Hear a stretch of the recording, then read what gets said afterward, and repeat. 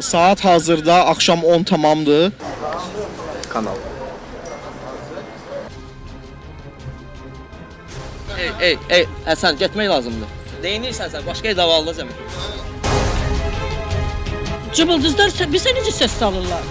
Ha, götürüb gedir hər yeri. Bura Bakının düz mərkəzidir. Nəsimi rayonu Bəşir Səfəroğlu küçəsi. Axşam saat 9-dan sonra ərazidə ağız deyəni qulaq eşitmir. Ən azından az əvvəl izlədiyiniz görüntülər bunu deməyə əsas verir. Gündüzü Bakının digər küçələrindən heç də fərqlənməyən bu məhəllədə şər qarşandan sonra vur çatlasın başlayır. Küçə nələrə şahidlik etmir ki? Qulaq batıran musiqi səsləri bir yandan, sərxoşların mübahisələri digər yandan. Gənclərin vaxtını keçirmək üçün yolunu saldığı Bəşir Səfəroğlu küçəsi gecə yarısına qədər işləyən bu əyləncə məkanlarının dörd bir tərəfi yaşayış evləri ilə əhatələnib. Bir sözlə gənclərin bu istirahəti ətrafda yaşayan onlarla ailəyə, necə deyərlər, baha başa gəlir. Elə gəlişimizin səbəbi də budur. Çıqını verirsən. İşdən gəlirəm, hər gecə buradan keçirəm da. Mən işləyirəm 11-ə. Yatan. Niyə yatan? Birdən keçirik, bizə dayanır. Real TV olaraq qaynar xəttimizə ünvanlanan şikayət əsasında yolumuzu qaş qaralan vaxt gecələri ayrı bir dünyaya çevrilən bu küçədən saldıq. Məqsədimiz deyilənlərin elə real olaraq şahid olmaq idi. Sözün hər iki mənasında. Çatar-çatmaz bizi ilk əvvəl yaşadıkları binanın giriş hissəsində qarşılayan sakinlər dedi ki, çox yox, yarım saatdan sonra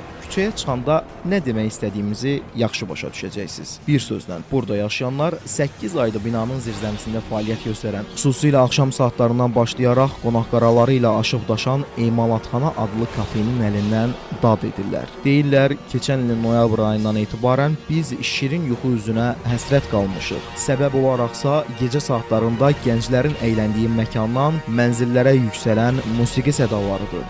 Gecələr oyanıram, səsdən, küydən yatmaq olmur.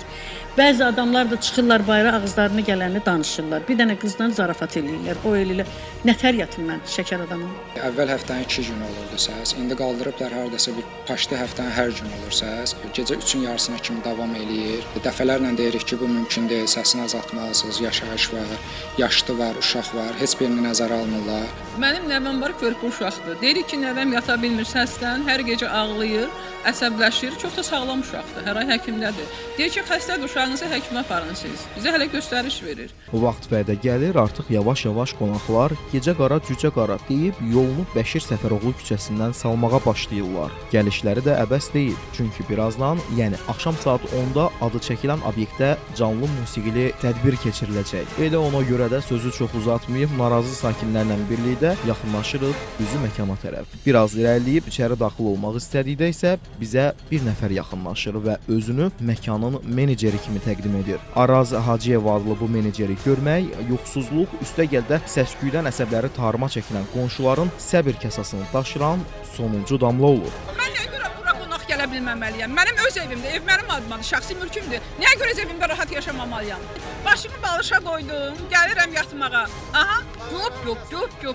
Obyektin səlahiyyətli nümayəndəsinə söz deməyə belə macal verməyən sakinlərin hirsi soyandan sonra menecer Araz Hacıyev fürsət bu fürsətdir deyib obyektivimiz qarşısına keçib sözə başladı. Elə günü bugündən sakinlərin narazılığını nəzərə alaraq canlı musiqili tədbirlərin keçirilməsini birdəfəlik ləğv etdiyini dedi. Bu gündən etibarən canlı musiqi tədbiri nə həftə sonu, nə həftə içi olmayacaq.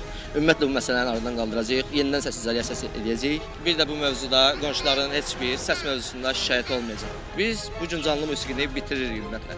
Və heç bir 6-cı gün, heç bir həftə içi də canlı musiqi olmayacaq. Sakinlər isə deyir ki, obyekt menecerinin bu boş vədlərinə qarnımız toxdur. Hər halda deyilənlərin nə qədər real olub olmayacağını zaman göstərəcək. Amma biz öhdəmizə düşəni edib işi zamana buraxmadıq. Məsələdən ərazidən cavabdeh qurum olan Nəsimi rayon İcra Hakimiyyətinə agah etdik. İcra Hakimiyyətinin böyük məsləhətçisi memar Ələsgər Rüstəmov dedi ki, Bəşir Səfəroğlu 136 ünvanındakı problemlə bağlı əməkdaşlarımız tərəfindən əraziyə bir yox, bir neçə dəfə baxış keçirilib, lazımi xəbərdarlıqlar da edilib. Bəşir Səfəroğlu küçəsi 136 saylı ünvanda sözü gedən klubla bağlı bildirmək istəyərdik ki, sakinlərin haqlı narazılığı ilə əlaqədar İcra Hakimiyyətinin 3 saylı ərazi inzibati vahidliyinin rəhbərliyi şəxsən həmin söz gedən qeyri-yaşayış sahəsində olmuş və müvafiq xəbərdarlıq olunmuşdur.